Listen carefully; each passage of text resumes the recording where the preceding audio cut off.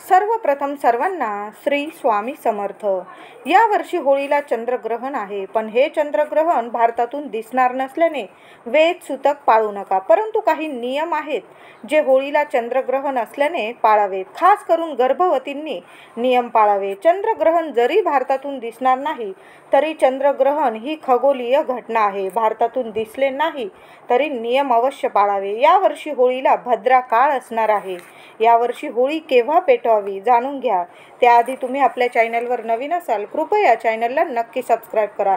तर यावर्षी होळीला भद्रा काळ पण आहे आणि चंद्रग्रहण पण। तर भद्रा काळ सकाळी 24 तारखेला 24 मार्चला सकाळी 9:24 पासून भद्रा काळ असणार आहे आणि रात्री 10:27 पर्यंत भद्रा काळ आहे। भद्रा काळ तेव्हाच मानावा जेव्हा काही शुभ काम करतात। होळी दहन हे सुद्धा एक शुभ काम आहे, परंतु होळी म्हणजे वाईटाचा नाश, असत्याचा सत्यावर विजय, भक्तांची आपल्या देवावर असलेली श्रद्धा व देवांनी भक्तांना दिलेली साथ।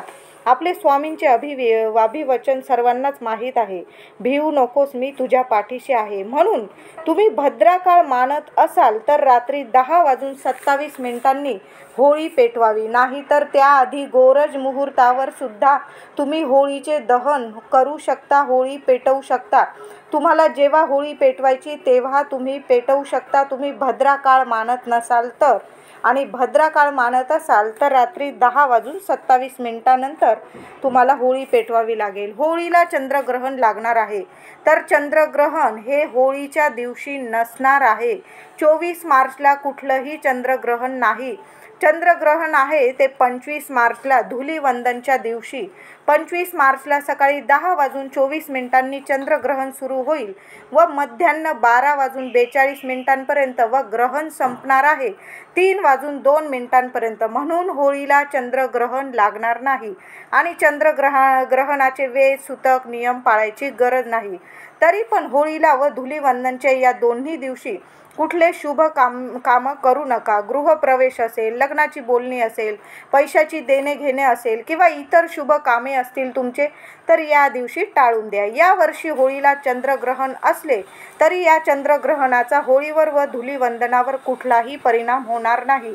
म्हणून चंद्रग्रहणात सूतक वेद पाळू नका असे जरी तुम्हाला सर्वजण सांगत असतील तरीही गर्भवतींनी थोडे का होईना नियम पाळावेत।